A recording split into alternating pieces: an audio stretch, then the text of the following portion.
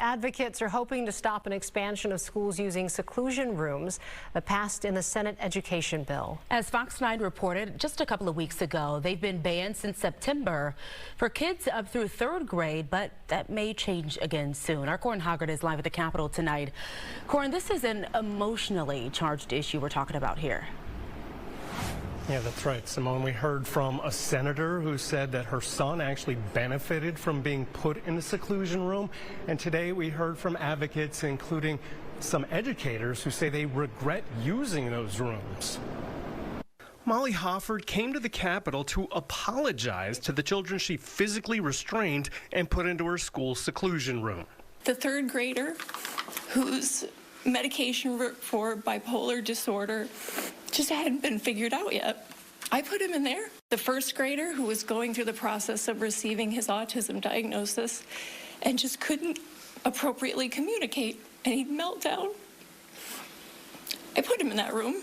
Hofford told me she had an epiphany when her district sent her to a preschool and had her locking up those kids as well. Before Minnesota law restricted using seclusion rooms through the 3rd grade, 75% of secluded students were aged 10 or younger. It is young, small children that show up the most in the data because they can be overpowered, they can be picked up, they can be forced into a room. Schools used seclusion more commonly on Black and biracial students. And when Fox 9 reported on abuse of seclusion rooms in 2017, we found schools often use the rooms as punishment. And in no way do I condone any of that and believe that those misuses of seclusion should be addressed and must be addressed. However, in doing so, we eliminated a tool that is useful in rare situations for students like my own son.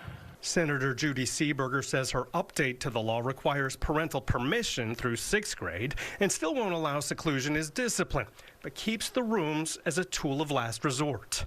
The House education bill doesn't include the expansion, but that could change. Here's what state data shows us has changed since that law was implemented. The number of seclusion rooms across Minnesota schools has gone down 57% since that law started in September. The number of actual seclusions has gone down by 36%. So the advocates say this law is doing its job.